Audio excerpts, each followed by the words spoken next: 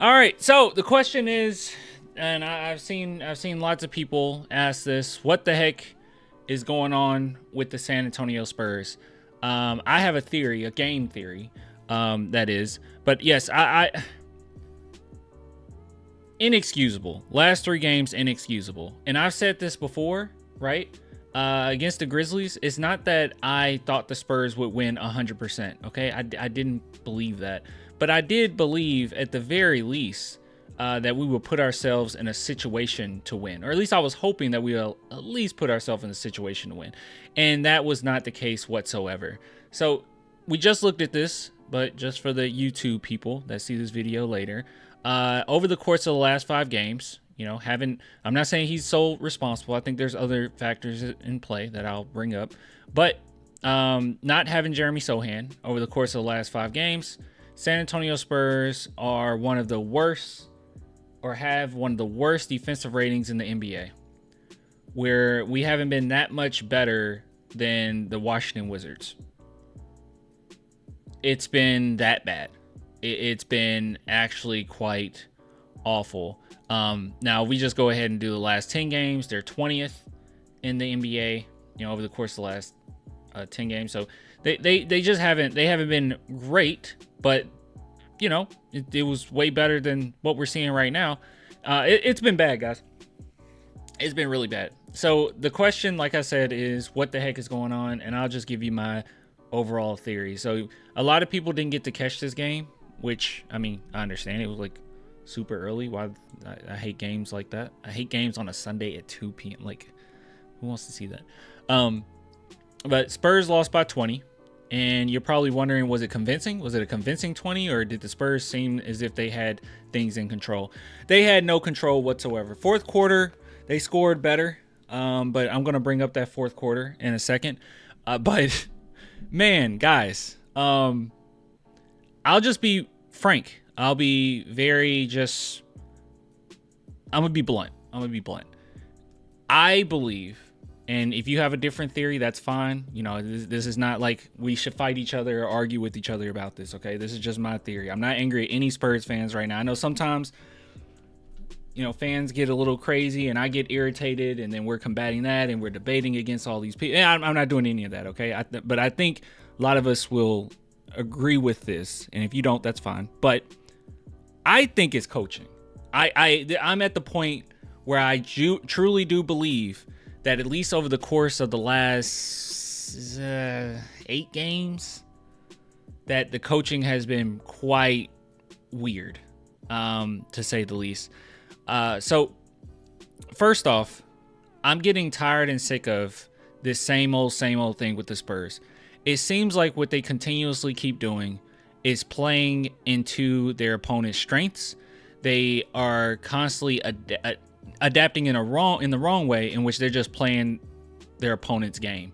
It seems like the Spurs keep trying to shoot their way out of situations rather than just changing up the lineups, mixing it up, making sure that we have more fresh legs out there. And Miami Heat, they're not the fastest team in the NBA or anything like that, right? But when they started getting on a run and they were, shooting a plethora of threes and knocking them down, the Spurs were taking so many quick shots. I mean, it was like, why are we going to... We're not a great three-point shooting team, right? I mean, some of the guys that we're playing on the squad that deserve a lot of minutes aren't great three-point shooters. Steph Castle, he's not a good three-point shooter, not yet. Victor Wembanyama, he's up and down, but he's been a good three-point shooter. Harrison Barnes has been phenomenal for three for the most part. Chris Paul's been fine. But you look at our bench, Keldon Johnson isn't a good three-point shooter. Trey Jones isn't a good three-point shooter, right? Bassey can shoot. I know it's going to be controversial, but I promise it's true. Bassey can shoot threes, but they have not really utilized that much at all. That's just not what his goal is, or what his role is. Julian Champagnie has been on and off throughout the season. And yeah, I think, did I mention Zach Collins? Zach Collins has been really bad. So just overall, we don't have that. And in my opinion, if you're going to lean on that so heavily, why the heck isn't Malachi playing? I don't quite understand what's going on. I don't know why we keep doing this. And then Jeremy Sohan, obviously he hasn't played recently, but Jeremy Sohan isn't a great 3-point shooter. So I don't know why we're leaning into other team strengths. When they got on a roll, it's like the Spurs were trying to keep up. It's like we were trying to keep up with Duncan Robinson just knocking them down on us, taking quick shots constantly, playing faster than, I mean, we're probably even capable of doing. And if you're going to play that way, if you're going to continuously, go full speed, full throttle, then why the heck are you not playing more players? Now, this wasn't as bad as with the Grizzlies, because the Grizzlies' whole game plan is a game of attrition. Like, they want to just break you down, play as many players as humanly possible, play at a very fast pace, and they play well together. So yeah, they just break you down. They like for it to be close, and then the second half just open it up. But against the Heat here, I mean, they had a much better sample size of how they played their players. I saw quite a few Spurs fans being irritated with Trey Jones getting as many minutes as he has. I think Trey Jones has been okay. He's been fine. But at the same time, it should be split. We should see Malachi. We should see Blake Wesley. I won't go as far. I'm not delusional. I won't go as far as say Sidy Cissoko is ready for NBA minutes right now, right? At this minute. But why not just mix it up? I'm getting tired and sick of going into these games, and the biggest question we have is Bassey going to get the minutes, or is Zach Collins going to get the minutes? No, everybody should get the minutes. And I know that this isn't a team for the future, right? I don't expect a lot of these people on the team, a lot of these players on the team to be here in the long term. But they're here right now, and we can't keep running these lineups as if we are in the playoffs. And it seems like that's how Mitch Johnson has been running this. So the Spurs are playing to their team's strengths. They are, not calling timeouts at appropriate moments. They're not switching out players. They're not playing enough players. And we're running a lineup as if we're in the playoffs. I get that these are guys that you trust, right? And rightfully so. You should trust Chris Paul. You should trust Harrison Barnes. But you're going to wear this team out. And we're not even at All-Star break yet. A lot of when people, because some people will say, NBA is just so soft nowadays. These players sit, they don't play the full minutes or whatnot. And it's like, no, in reality, the best optimized way that you can run your lineups is try to utilize your depth to the best of your ability. Have your stars play a decent amount of minutes, right? And by the time you get to playoff time or near the end of the season, that's when you hone in and you're like, all right, it's time for y'all to get a lot of minutes. You got to do your thing now. But right now it's like the Spurs are just like, no, this is our team. We're sticking with it. We're not the 2014 Spurs, and they had a lot of depth. We played a lot of players, but we're not the 2014 Spurs going into the playoffs right now. What are we doing? And then Mamu, if I'm wrong, you can correct me, guys. I didn't go back and watch the highlights or anything. I just watched the game straight through. Mamu, he didn't play until the fourth, right? Was it the fourth quarter, chat? And the Spurs were already down by like 500 points? Weren't the Spurs already down by like 500 points? Hold on, Mamu makes three-pointer. Let me see if he checks in. It might have been the third quarter. No, he enters the game in the fourth. I mean, we just wait, bro. We just wait till the Spurs are getting murdered for us to switch it up.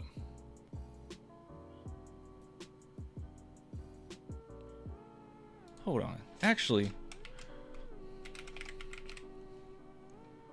All right, we called a timeout when we were down by 10, right? All right, call a timeout when we were down by 10. 2 minutes later, we're down by 12. We called a timeout. And he called a timeout. At that point, they got a 20-point lead. So the adjustments were null and void. Like there was nothing going on there. I'm just trying to make sure that I'm not crazy, that Mamu only played once the fourth quarter hit. Like we were down by forever. We were down by infinity.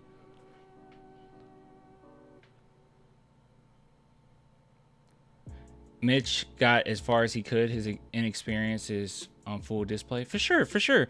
And, you know, he's young, and I'm not sitting here saying, like, he's a trash coach or anything. It's just some of these things where, you know, just start there. Play more players.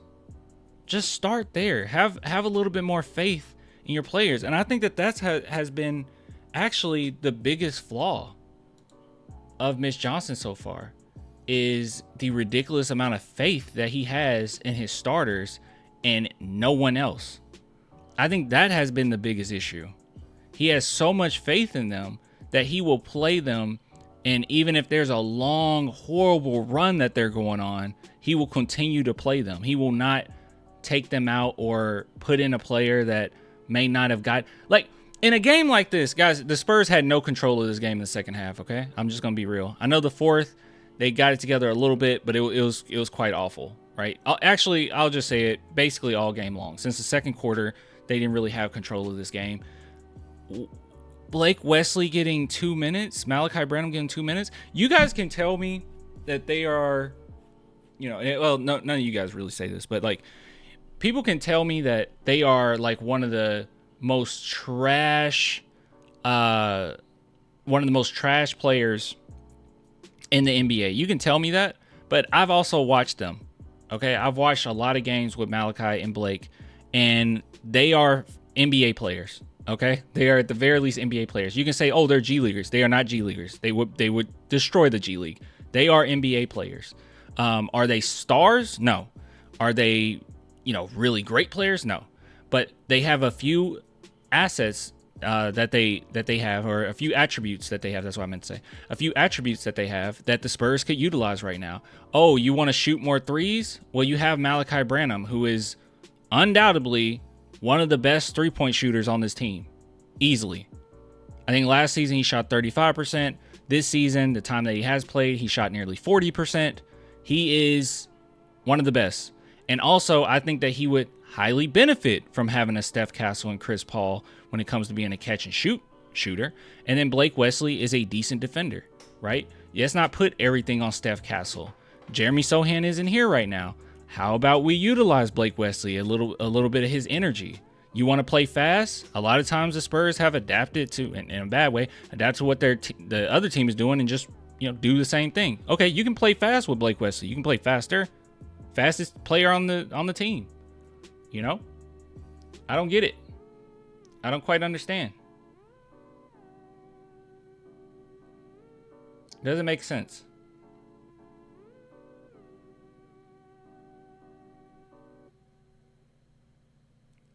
Dude named Dad Chill.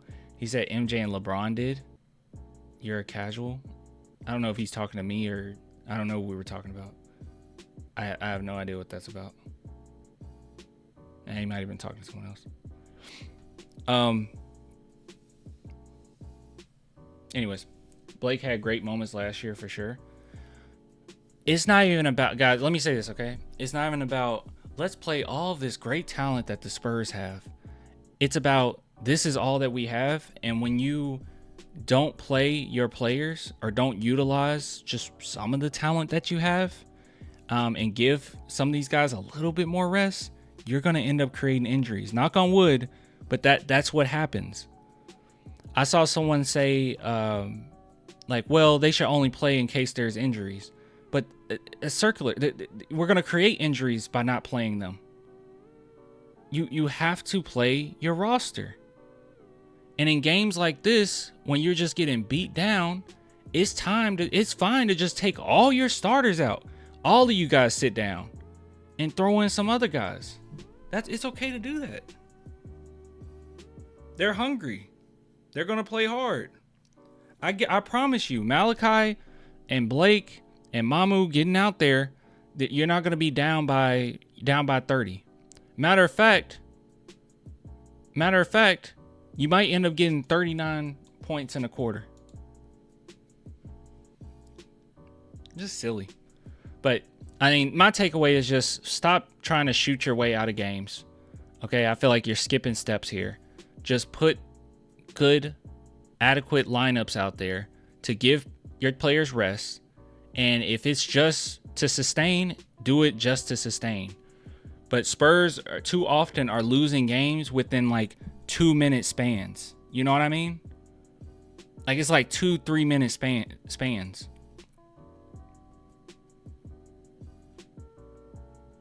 And those 2 or 3 minute spams is not sitting players that should sit.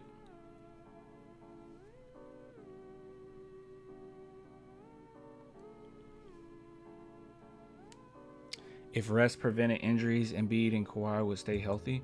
Well, Kawhi have a degenerative thing that no one can really control there.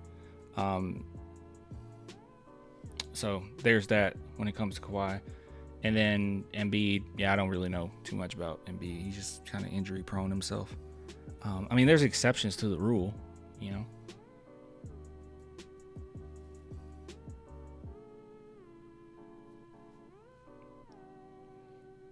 Anyway. So is it time to panic? No. Okay. I mean, Spurs are still basically 500. I'm still expecting 44 wins, and I'm expecting the coaching staff to adjust, right? But right now it's been very obvious that you're way too comfortable with your players, where they look decent for a minute and then it just completely falls apart. Stop trying to outshoot your opponent. Stop trying to outshoot your opponent from three. You're not going to do it. More often than not, you're just not going to do it. Trying to shoot your way out of this game. Look at this. I mean, they shot 54.5%. The Heat did, and they attempted 33. And the Spurs said, "No, wait, we need to take more threes." And I guess this is part of it as well. And you know, this isn't me saying like Victor is, you know, at fault fully for this or anything, but he's our star player as well. And this game, I feel like he was a little bit more balanced. But he takes a lot of threes at times, you know. And with the Spurs mindset going into the season saying Vic is going to take as many threes as he humanly can, and we're going to kind of follow suit with the rest of the team. I don't know. It just hasn't been pretty at times. That's part of it too. Y2K said Clan is very simple. We don't have the talent on this team yet. That's completely true too.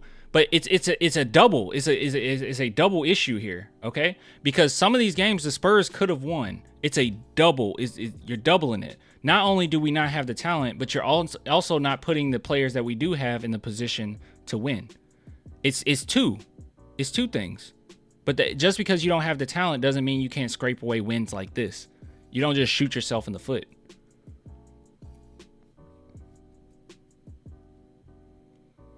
We're going from maybe a 20% chance of winning a game to literally 0. I guess. That we're not putting ourselves in the position to win. You go against the Memphis Grizzlies, the fastest paced team in the NBA, and you only play like 7 of your players. You're not going to win that game no matter who you are, no matter how much talent you have. But if you at least play your roster and you give guys some rest during games and you switch it out and you want to play at their speed and you're keeping a close, margin, which they did for a decent chunk of that game, then you have more of a shot of winning. But if you don't play them at all, you have no shot.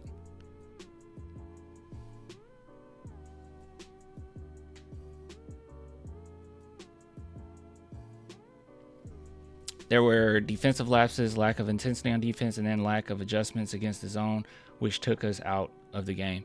And, Wemby has brought this up as well, that he feels like there's not a lot of adjustments mid-game. It's too late. You're putting way too much faith in your main guys. So we're having no shot at winning these games, but I don't want to use the excuse of, oh, you just don't have the talent. Yeah, we don't have the talent, but we're also not doing ourselves any favors here. Defense is not being emphasized. I also think they're just getting worn down defensively too. But yeah, defense has been pretty horrible. One of the, like I said, since the Sohan injury, one of the worst defensive teams in the NBA. Basically the worst, right next to the Wizards. I blew my gasket on the Bulls loss. That was horrible. That was a lack of a timeout. You remember? You remember him? They didn't. I mean, Chris. That's Chris. Sorry. Remember Chris? They didn't call a timeout on that one either.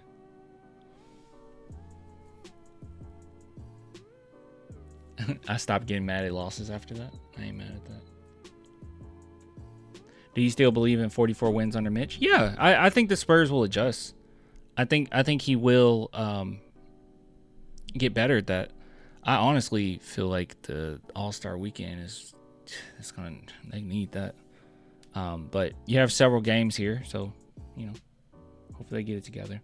That's all I have to say about this game. I know it was a little bit more ranty, but just to conclude, I think that we're not making adequate adjustments mid-game.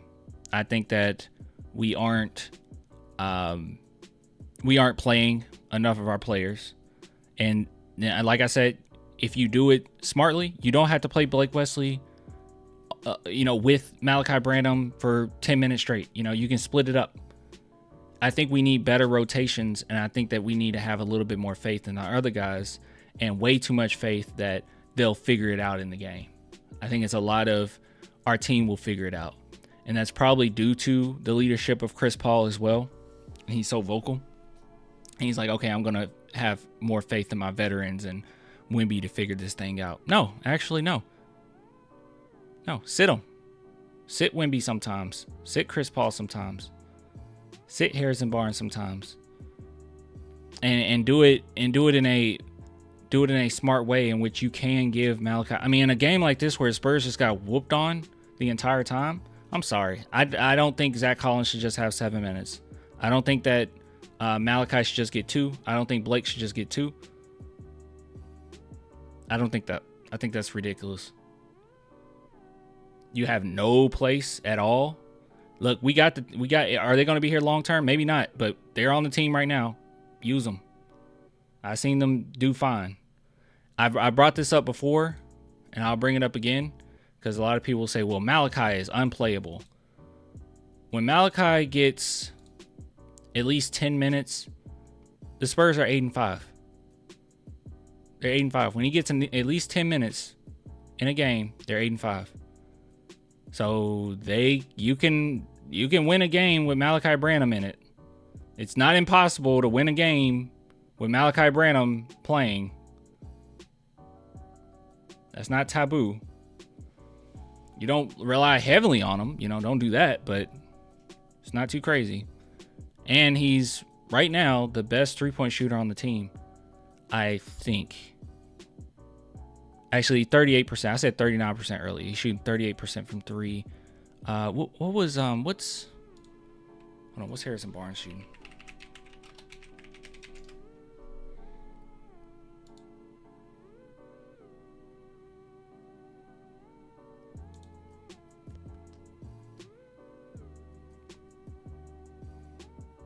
%. Yeah, Harrison Barnes shooting better. Hopefully Jeremy feels good for Paris. We got several days, but I don't want to have to rely. I don't want the idea that our roster has to be perfect for us to scrape away a win. You're gonna have injuries. You're gonna have guys out. You just need a suitable rotation that makes sense for everybody. All right. Clan, did you watch any pressers? We're going to in a minute. All right, in a segment. I agree. Thanks, Matt.